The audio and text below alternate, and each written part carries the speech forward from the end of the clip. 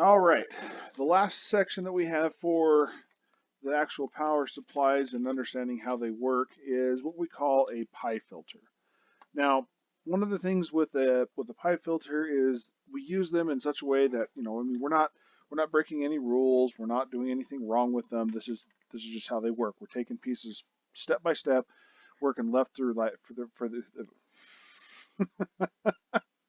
working left to right through our circuit, and just solving them the exact same way that we've done before. So let me get a page created here. We've got our power supplies filtered. We need a new one. So we need online, power supplies, PI filter. All right. So anyway, but without me being completely tongue-tied anymore, let's just jump into these guys. But it's a different way to filter it down. We have a lot more control over what we see.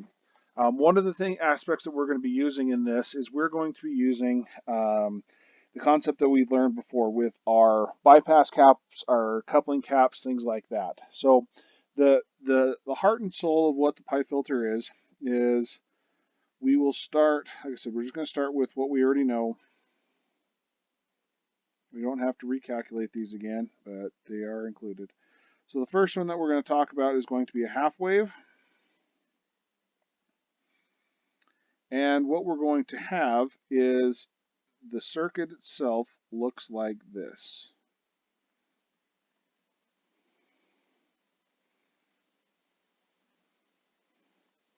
So we've added in an extra resistor. We've added in an extra capacitor. So the reason we call this a PI filter is because of these components right here. And I'm going to actually go through and change their color. So this guy, we have our load, he's going to come up, and then I'm going to change this into purple. So we have our C1, which is the one we have been dealing with before. We have our shunt resistor, which is right there, and then we have our C2, which is right here. So this section right here, this is our PI filter. And yes, the reason I spelled it like that is because that's exactly what we want it to be. It looks like the symbol pi. Okay, that's where we get the name from. At least what we call it like that. Other institutions will call them differently, but we just like referring to these as PI filters because they're quick and easy. You have two capacitors and an extra resistor.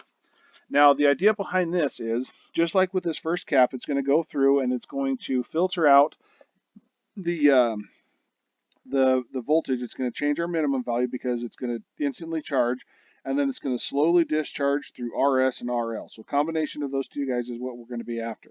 So once we go through that, what we have left is then we have a voltage at this point right here, which is what our normal output voltage would have been. But now we've got one extra component. Now we've got another series resistors, RS, RL, plus we have another capacitor that's in parallel of RL. So what it does at that point, so this first one, we're going to solve it just like what we did before with the filtered. Then we're going to take that signal and we're going to filter it again effectively. And so what we need to look at is we're going to look at, go back and look at our AC portion and our DC portion and find out what is going to happen with both of them. And that's how this works. And so at the very end, we're going to split the DC up between our RS and our RL, and then we're going to use C2 here as a bypass capacitor. So we're going to set it up to where it's a very low resistance in comparison with our RL. So it's going to effectively hide any of this resistance here from the AC portion, which means when we take our output across this guy, the AC, we're going to have a little bit of our AC signal, our ripple, being dropped across here, but the majority of it's going to be dropped across the shunt. And that's the whole point of what the shunt resistor is for. Its sole job is just there to take away and split off the portions of the AC and the DC that we do not want. So they're still in the circuit, but they're on the shunt. We don't care about them. We're pushing everything away. We're shunting it away from what we want. All right, so how, let's go through and let's actually go through and calculate one of these guys. So again, we come in, we have 120 volts RMS, we have the 60 hertz signal. So at this point in our primary, point A, we have 169.7 volts peak. Coming across our transformer, which is a 4-to-1, so it's a step down, we have 62.433 volts peak. We step across the diode, and after we've done that, we have a 41 41.733 volts peak. And after we're all done with this, we still have our 60 hertz signal because we haven't turned it into a full wave yet. So now, when we come to this guy, well, what are we going to do? We're going to use the 22 microfarad, just like we did before. We're going to make this one a 22 microfarad to make calculations nice and easy. Our R shunt is going to be 1 kilo ohm, and our R load is going to be 1 kilo ohm as well. So we're just adding in an extra 22 microfarad capacitor and an extra 1 kilo ohm resistor. All right, so coming in here, these are the values that we need to start with. What is coming into our filter? So after we have gone through and we've gone through the diode drop, we've gone through the transformer, we have to start with our 41.733 volts peak. So coming into this guy, the Vmax at stage 1 is going to be equal to, and I'm going to just label this as a 1. So Vmax 1 is going to be right here.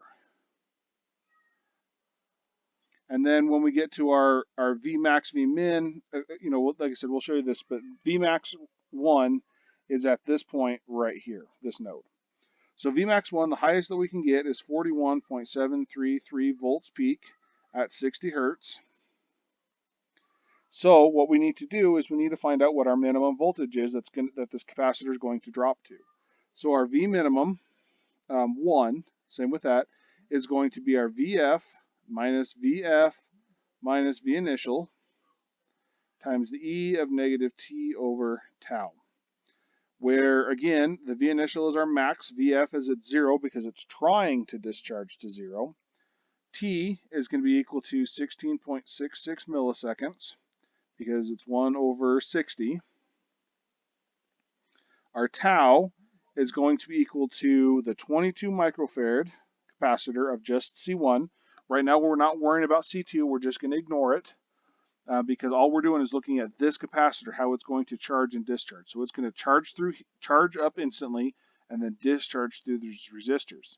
So the path is going to charge here, discharge through the resistors. So the resistance value that we have is going to be 2K because it's going to discharge through RS, through the load to ground, and then back.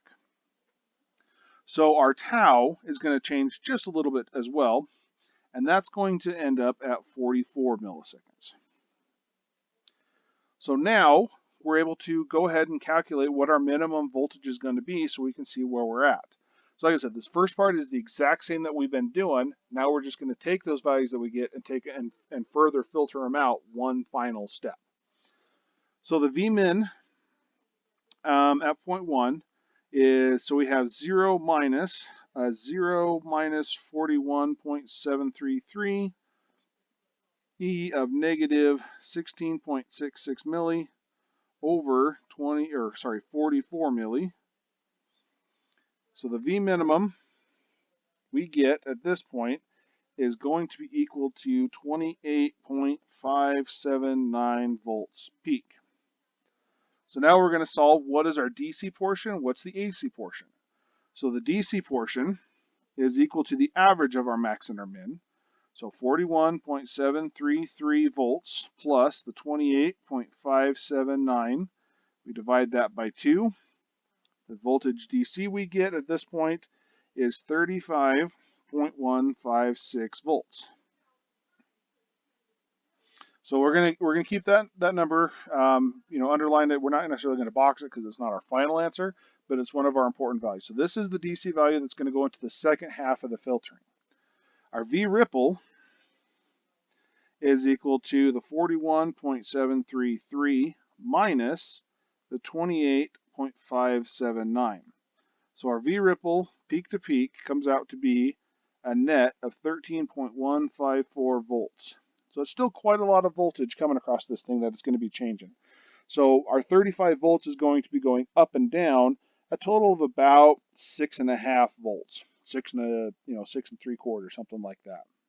Because we want to take this guy and divide it by half and add plus and minus to those.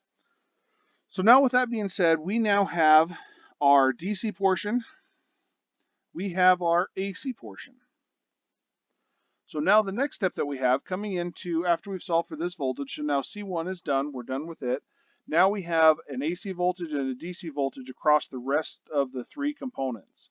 And now we need to find out what is our V out. So what is the voltage across this parallel network? Okay. So the first thing that we need to do, and we can do these in either order, it doesn't matter if you want to solve AC or DC first. I usually solve DC first. So the first thing that we're going to do and we're going to look at is what does our circuit look like? So at this point, this is what we're looking at. That's all we're looking at. Everything else we've already solved for. So we have our R load, we have our R shunt, and we have C2. So that's a 1K, that's a 1K, that's a 22 microfarad. And we have 35.156 volts DC with the 13.154 volts peak to peak. So we have our AC and DC portions coming into this section. Now we got to find out what is being dropped here on our output across the parallel network. So to start with, we're going to do a DC redraw.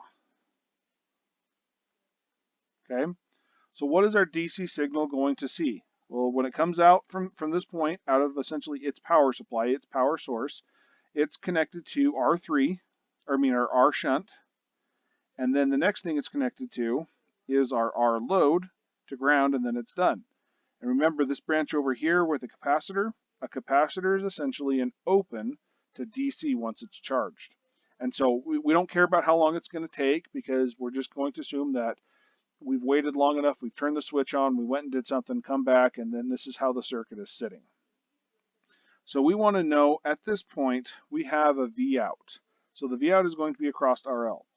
And we have the 35.156 volts DC. Well, now we've simplified the circuit. It is just a simple series resistive circuit. So we can use our voltage divider to solve for it. We could also go through and calculate our current just like we've done before. But, why not take the easy route on this one? So our V out is equal to the voltage drop across our RL. So we have the resistance of RL divided by RL plus RS, because those are what the circuit is made of, multiplied by the voltage total of this guy. So our V out DC is going to be equal to 1K over 2K multiplied by the 35.156 volts. So the voltage out DC that we get for our final answer is, we run that through, and it's 17.578 volts. So that's where we're at. So we have 17.5 volts DC on our output. Like compared to the other ones, the other ones were like 30 volts, things like that. But really, all it comes down to is this ratio between RL and RS is going to dictate how much voltage we have out. So if we wanted to adjust this guy, we would just simply change RL or RS. And if we want to maintain, our timing constant, so our minimum voltage doesn't change, because like if you think, oh, well, we're messing with stuff.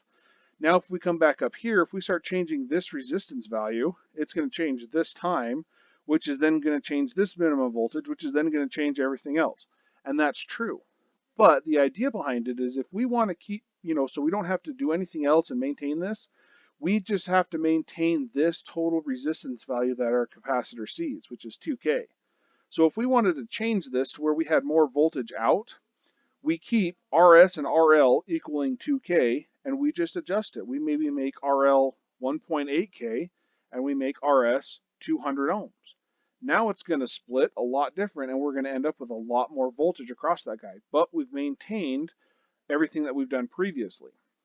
So one thing to consider when you're designing circuits, that's one way you can control the output of your DC, is mess around with this ratio. Okay.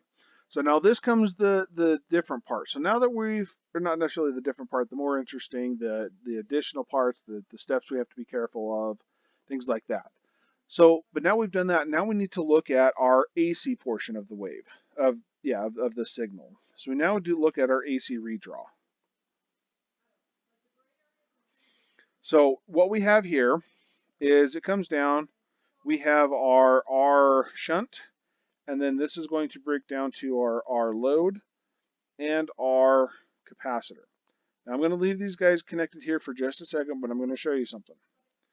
So now one of the things we want to look at is like, okay, we're going to have to go through, we're going to have to solve for the impedances, we're going to have to find the currents, and that's going to give us the voltage out.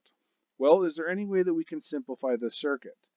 First thing we want to look at is what is the reactance value of C2? We're going to need it eventually. Let's calculate it. So remember, reactance is calculated 1 over 2 pi times the frequency times the capacitance. So we get 1 over 2 pi times 22 microfarads times 120 hertz. Or sorry, 60 hertz, because this is a half-wave power supply. We're still at the original 60 hertz frequency. So our X of C2 is going to be equal to 120.572 ohms.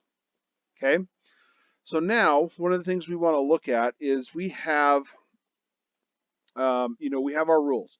We have things that are 10 times greater, 10 times less than, to look at. So where we look at this guy, so we have 120 ohms versus 1,000 ohms. They are roughly about 10 times less than it, okay? If we actually went through this thing and calculated it out, which I'll show you here in a second, but some of the other ones, it's not going to matter. This one's fairly close. We could say that the RL, the 1,000 ohms in parallel with this, is not going to make much of a difference, and it's not going to. But I'm going to do the math anyway just to prove to you guys that it's not going to make that much of a difference. So when we look at this guy, we need to find what our parallel branch impedance, or we need to find the impedance total for our parallel branches, the C2 and the R load. So since there's only 2 branches, I'm just going to use the product over the sum to find the total impedance. So we take 120.572 at negative 90, multiply it by the 1,000 at 0, then we're going to divide by the 1,000 minus J of 120.572.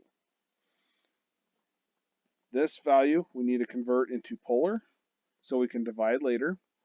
And when we do that, that becomes 1,007 at an angle of negative 6.875.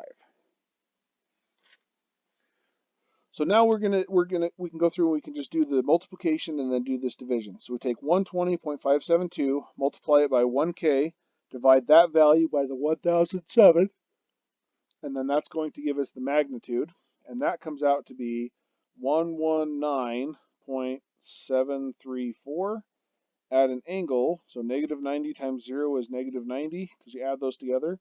You subtract out a negative 6, so you add in the 6, and that gives us a negative 83.125 degrees. So this right here is our impedance total for the parallel network, okay? So if we come back and look at originally, we had 120 in parallel with 1K. We ended up, instead of 120.6, we ended up with 119.7. So we lost 0.9 ohms. So in the grand scheme of things, like I said, that 10 rule is kind of a rule of thumb. If it's real close, this one I probably would have just said, okay, that's roughly about where it needs to be, the 10 times less than it. I'm just going to ignore RL because it's not going to make much of a difference. But since I've already calculated it, I'm going to go ahead and keep on using those numbers. So now I need to get my impedance total, and that's going to be our RS plus the impedance of this parallel branch that we just found. So we need to take this guy and convert him into rectangular so we can add. And when we do that, we get 14.333 minus J of 118.873. And then we're going to add that to the 1,000, which is 1,000 plus J of 0. So we got the rectangular notations of each of the impedances, R1 and Z parallel total. Z total is equal to 1014 minus J 118.873. Take this guy, we're going to convert it back into polar because we need to divide it by the voltage to get the current to solve for the voltage out. We do that, that becomes 1021 at an angle of negative 6.686 degrees. So in the end, it comes out not being a whole lot, as far as the angle goes. It's very, very resistive instead of reactive. and we only gained 21 ohms out of it. So, in all honesty, we could have almost probably thrown that into there as the 10 times less when we added them and considered it a short. But either way, like I said, I've already included them, so that's where I'm going to continue with. Okay, there we go. So now that we have our ZT, we need to find the current total so we can find the voltage of just the parallel portion. So our current total is the voltage in ripple voltage, our AC voltage that we have, divided by this reactance.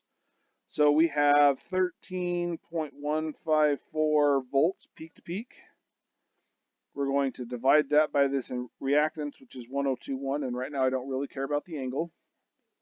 So that's going to give me 12.883 milliamps peak to peak. And the reason I'm leaving the peak to peak there is just to remember that this value that we're dealing with, this final voltage, is going to be in peak to peak. If I divided this by 2, this would be the peak voltage. If I divided that by the 2 root 2, that would give us the RMS value that we could measure with our DMM. But either way, like I said, this is just the notation of what we're in because we started in voltages peak to peak. We're going to keep everything in peak to peak until we change it otherwise. So our V out is going to be the voltage drop across the parallel total. We already found the impedance. We have the current. So we have 119.734 ohms multiplied by our current, which is 12.883 milli. That gives us a grand total for our voltage out of 1.543 volts in peak to peak. So with this last portion of filtering, we were able to go, so we reduced our DC down a little bit, but we could dial this in exactly to where we wanted it with very little effort. So we went from a 13.154, we went from a 35.156 volt DC to a 17.5 volt output. And then we went from a 13.1 volt peak to peak ripple, and we reduced it down to 1.5 volt ripple. So this is, like I said, this is where the real power comes from because we removed almost 11.5 volts of AC voltage that would be changing our output. So 6 volts either direction, cut the 12.5, and we're going 6 volts either direction to now where we have 3/4 of a volt either direction. So we've made this thing so much more stable than what it was. And then the last thing we want to know is what is our V ripple, our percent of ripple? Because that's the real question, is how stable is this power supply? How constant is it going to run? So our percent ripple, we're going to take the 1.543, take it and divide it by 2 root 3, because we now have a sine or a sawtooth triangle wave. That's going to be divided by the 17.578, which is our DC voltage. Multiply that guy by 100, and we come out with our percent ripple is equal to 2.534%. That right there is huge. So if we come back and let's chart this against and compare all three of our previous filter or previous power supplies with this. So when we come back here, we have our half wave rectifier with the pi filtering. So when we finish, we're going to end up with this value on our chart. As soon as I find my chart.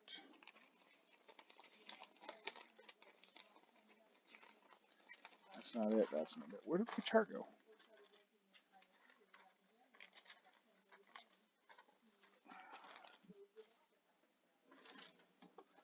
Sorry guys, I apologize. I set it down again and I lost it. What the heck did I do with my chart?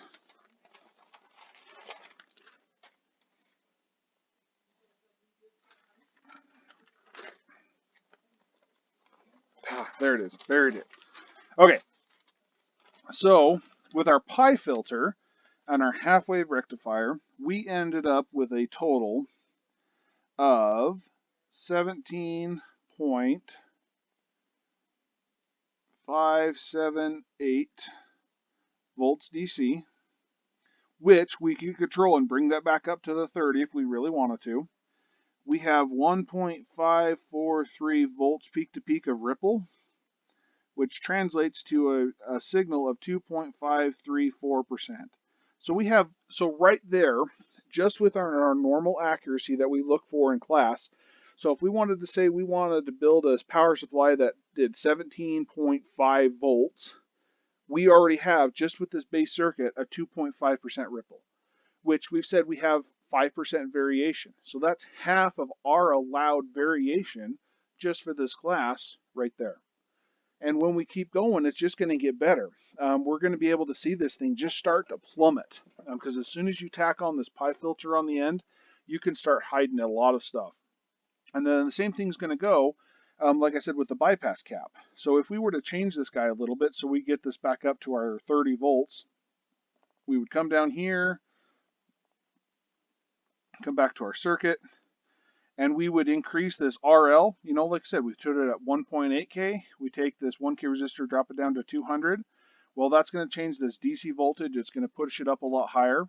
But the real cool thing is when we come down into here, when we get down to these calculations right here.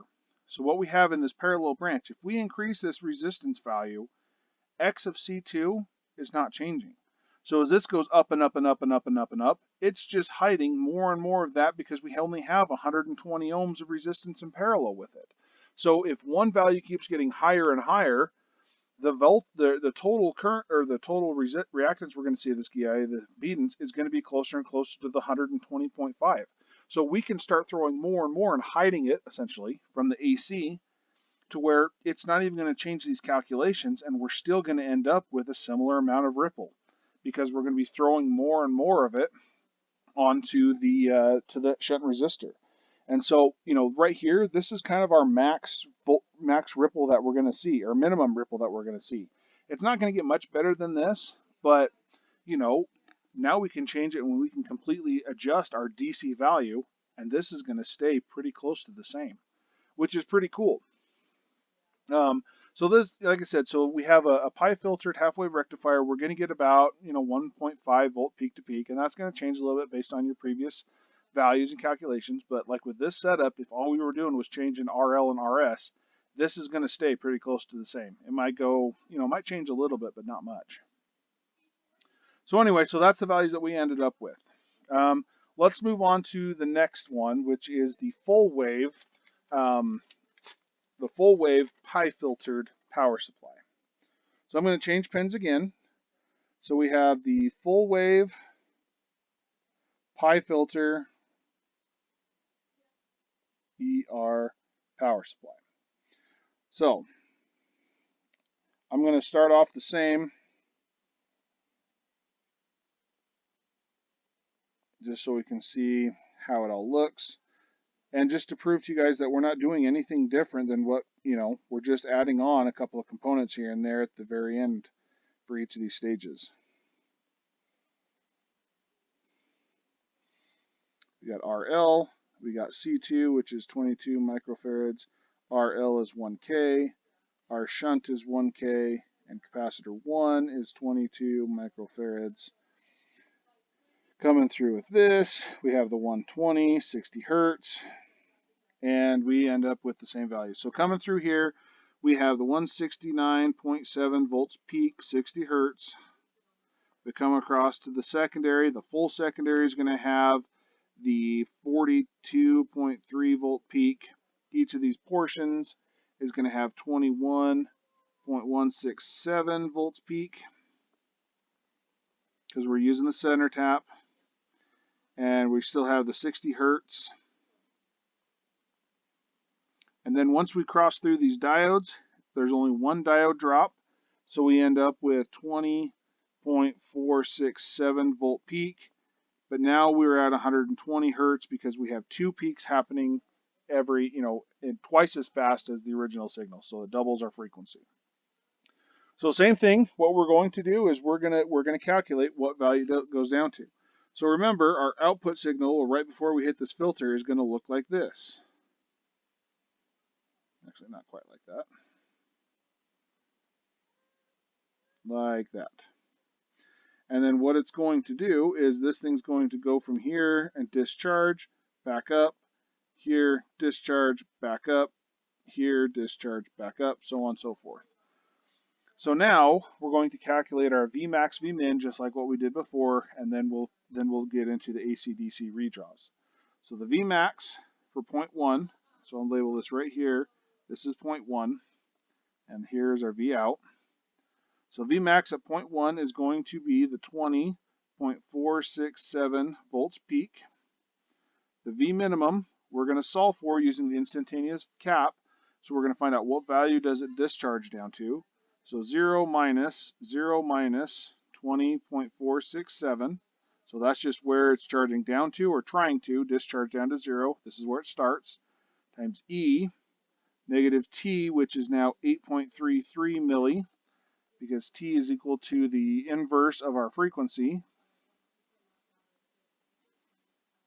Our tau is equal to the 22 microfarads plus its path that it goes to the discharge, which is RS and RL. So that's 2 kilo ohms. So we have our 44 milliseconds. So that part didn't change. So there's our formula. We plug that through, and the value that we come out with in the end, our V minimum, comes out to be 16.937 volts peak. So we have our max, we have our min. Now we can find our DC and our ripple.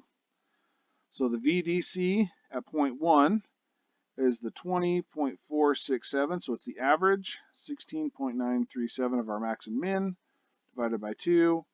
VDC of 1 is equal to 18.702 volts. The ripple voltage is the delta, the sum or the difference between those, the max and the min. How much is it going to fully change in up and down? So we have 20.467. We subtract out the 16.937, and that gives us a value of 3.53 volts peak to peak. So at point 1, this is what we have. Now we're going to take that and we're going to run it through our AC and our DC redraws to see how it's going to split it up. Okay, with the DC portion, so our DC redraw, we have 18.702 volts coming into RS into RL, because the capacitor 2 is an open, so we don't even need to worry about it. These are both 1K, so it's going to split up evenly. So V out, which is at this point, is going to be equal to the 1K over 2K multiplied by the 18.702, so it's just voltage divider again.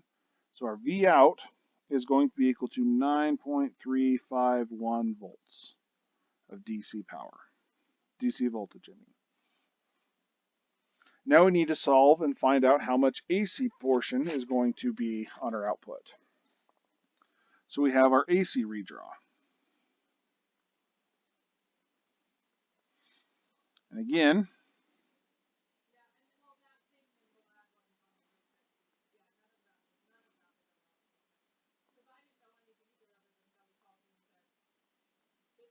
okay, so we have this circuit right here. So again, we're just going to make the assumption that the 120 ohms that this guy has, and actually it's going to be a lot less, because we are going to solve for the reactance of the capacitor.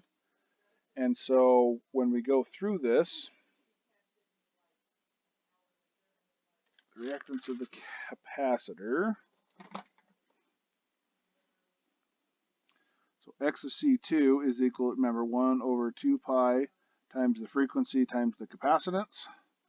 So 1 over 2 pi times 120 times the 22 microfarads. So we have 2 pi times 120 times 22 micro. We take the inverse of that. So what we've ended up here with is our X of C2 is equal to 60.286 ohms. So now that we have that, that makes it so much better. because now we have half the resistance. So 60 is definitely well less than 10 times our RL. 10 times 600 is, or 10 times 60 is 600 ohms. So we can just effectively ignore R1 at this point without any questions whatsoever, because it's just going to act as an open. It's probably going to get it to be like 60.277 ohms or something like that. Something incredibly small that's not going to make any difference to us. So now that we have that, we have to take our impedance total, because we've eliminated the parallel portion because we have an open in parallel with 60 ohms. It's going to be 60 ohms. So Z total is 1,000 minus J of 60.286. Just combining those guys straight together. We're going to convert those guys into polar notation so we can divide it. So we take our 1,000 ohms for our real value, plug this into negative 60.286 for our impedance. I have my calculator set up to where I can just type this value in and it'll convert it for me. So the Z total we end up with is 1,002 ohms at an angle of minus 3.45 degrees. Don't really care about the angle right now. And the voltage that we have across this guy was 3.53 volts peak to peak. So we're going to find out how much that's going to split up. So our current total is equal to the 3.53 divided by the 1,002. So 3.53 divided by 1,002 gives me 3.523 milliamps. And then we take this current multiplied by this reactance to find out what the voltage drop is, because that's where our output is being taken off of is the voltage of that guy. So our V out is equal to 3.523 milliamps multiplied by the 60.286 ohms of reactance. So our V out, 23 milli times 60.28, that gives us 212.366 millivolts peak to peak. Because we started in peak to peak, we didn't convert anywhere else, and we're going to end in peak to peak. So now that we have our two output voltages, our DC portion, our AC portion, so we have a 9.35 volt signal coming out, DC, and it's going to vary half of this. So it's going to go up to 9.5, and it's going to go down to 9.4.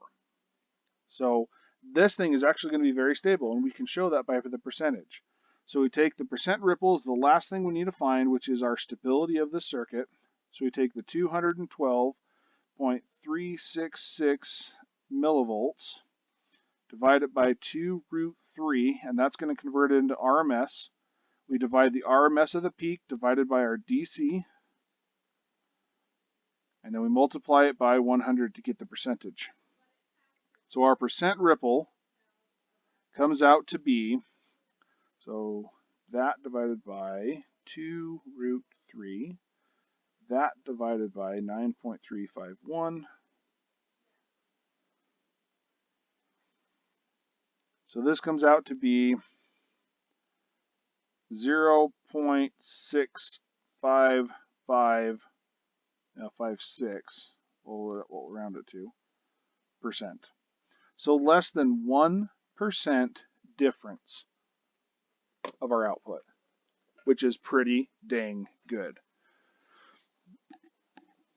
So when we say this is set for 9.35 volts, it's set for 9.35 volts. There's not going to be much variation, which is exactly what we're looking for.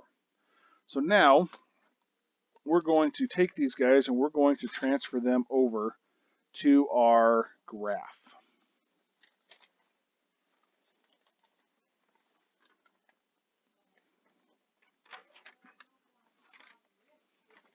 The bridge. Okay. So let me just transfer these over to my sheet. So we've got 9.351 volts DC. We have 212.366 millivolts peak to peak with 0.656%. All right, so let's go to our chart again. Let's put those values in there.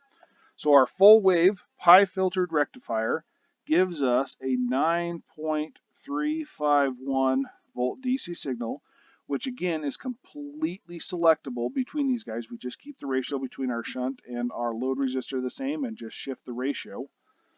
So we can control this a lot better. But we get the 212.366 millivolts peak to peak and 0.656% difference. So the biggest thing here, like I said, is now that we have this pi filter, this output is a lot more configurable for what we want it to be. So like if you just have this, you can calculate with the filters, you'll get those values, but the pi filters is really where the power becomes unlocked because now they can become adjustable. We just change those resistors to be variables and we can dial right in what we want it to be. And we're, like I said, and we're left with less than 1% of ripple, which is right on target where we need to go. Okay, so let's look at the very last one, the full wave bridge rectifier pi filtered power supply. That's a mouthful. Okay, so we got this. Go up, we'll change colors again. So again, we have our primary coming in off of our wall, which is 120 volts at 60 hertz. We're going to transform it. We're going to step it down. Then we're going to go into our bridge rectifier. So we have that. We have our other diode here.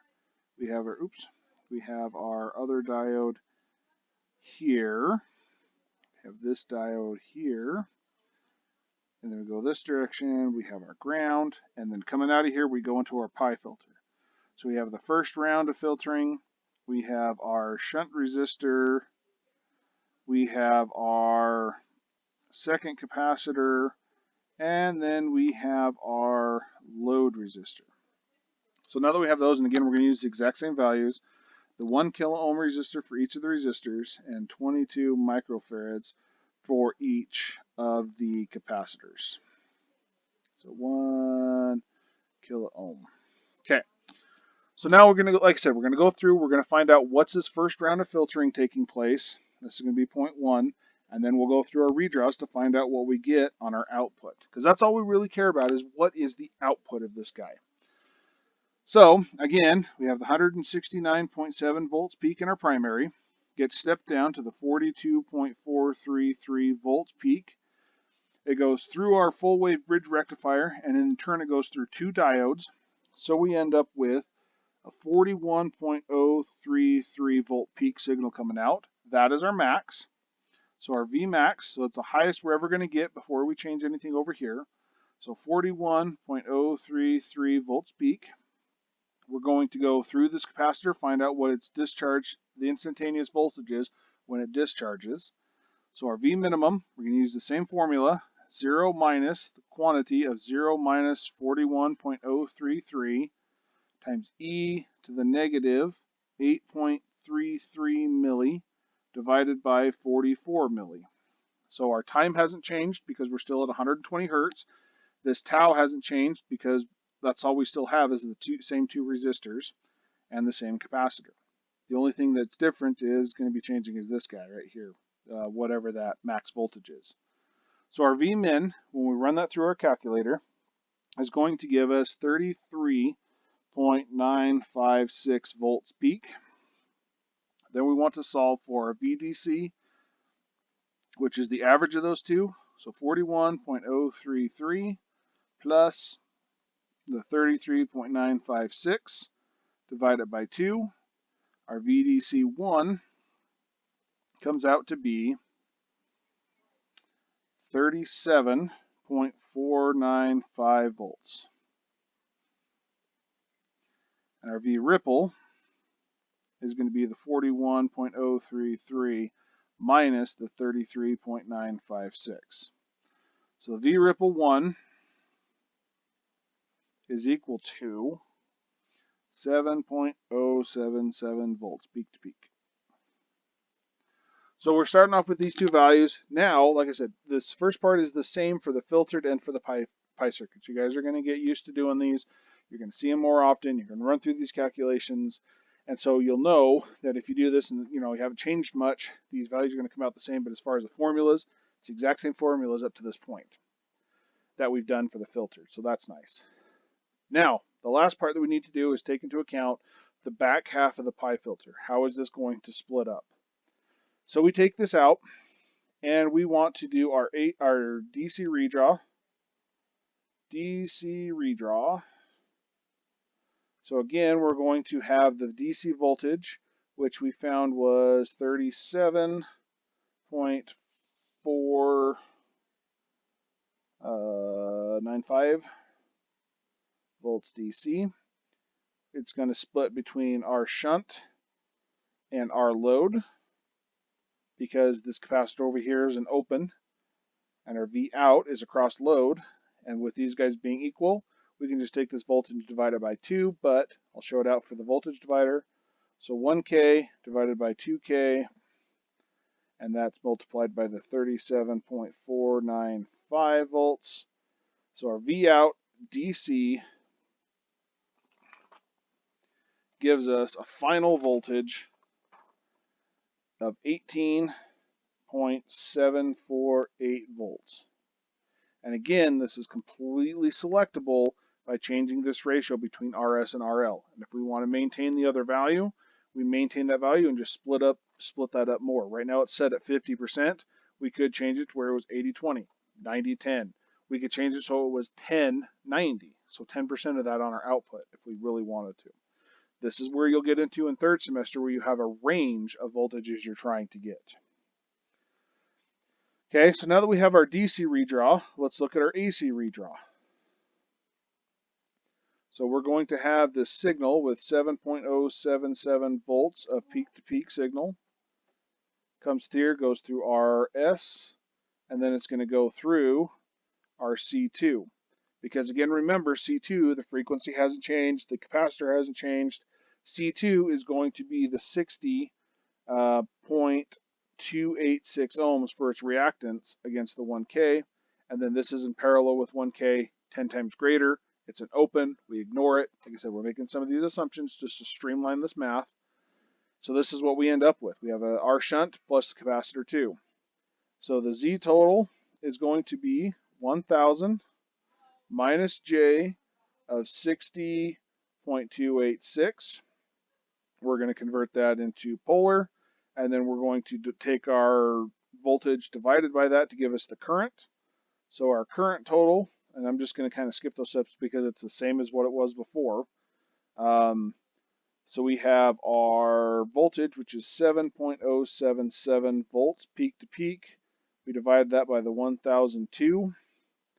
That is going to give us 7.063 milliamps.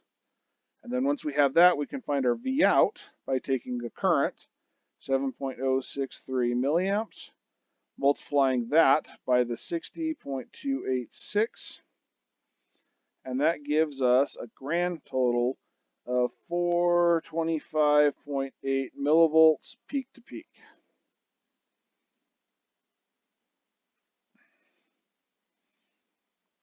So there's our two parameters. We have our DC portion, we have our AC portion. This is what our scope is going to read. Now we need to find what our percent ripple is.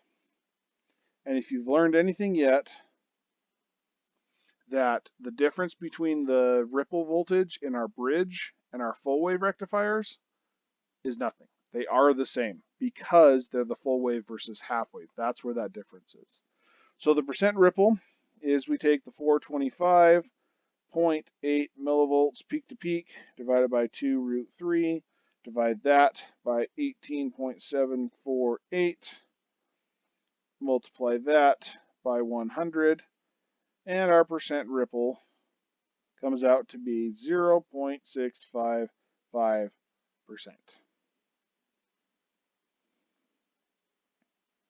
Blam. Now, the very last step we want to do is we want to go back one final time and we want to compare all three of these different types together. So I'll pull up my chart, we'll hide that.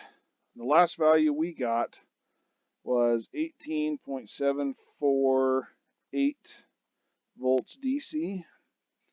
We had 425.8 millivolts peak to peak of ripple, which gave us a 0.656%.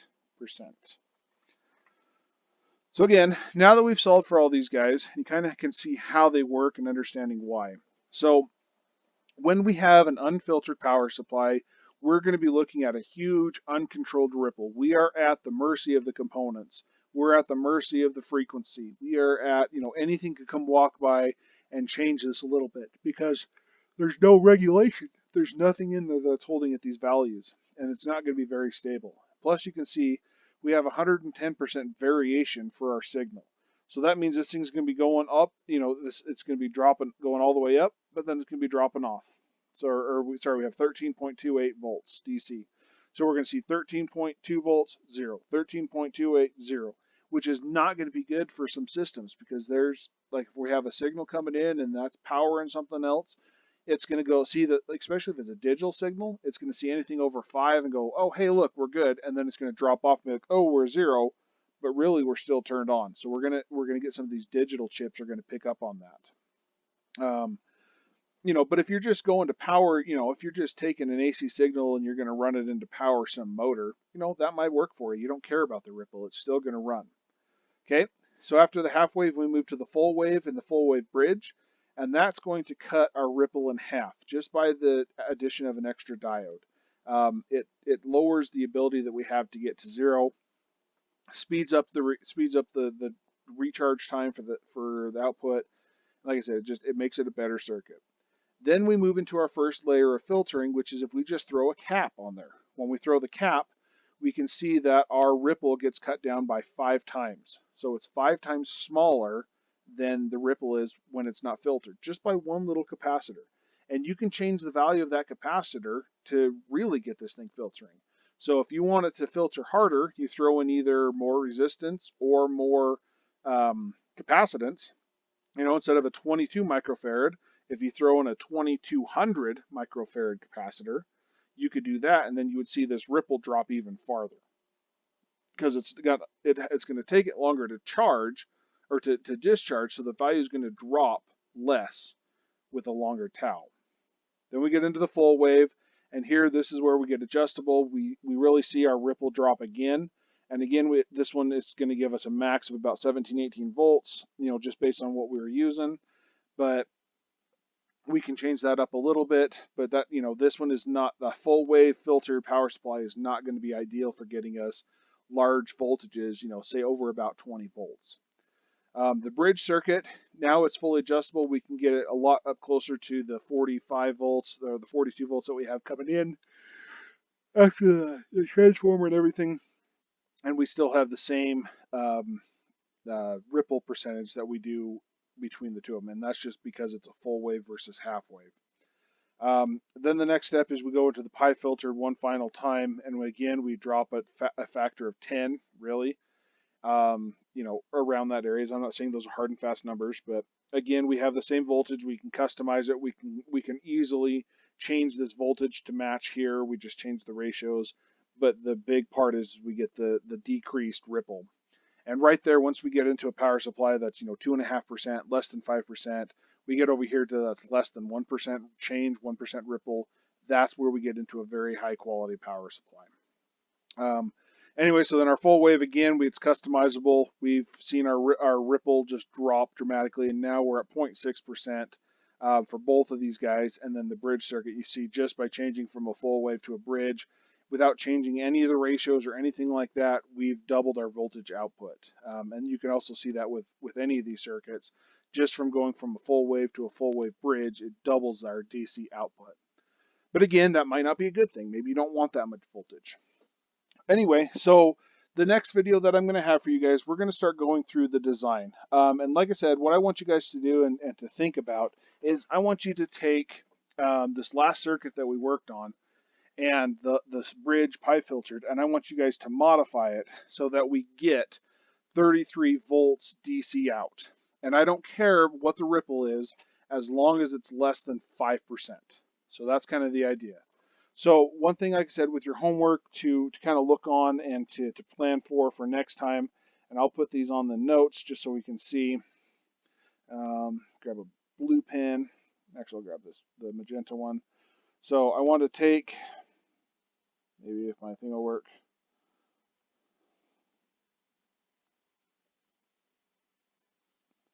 There we go. So take the last circuit, the bridge pi filtered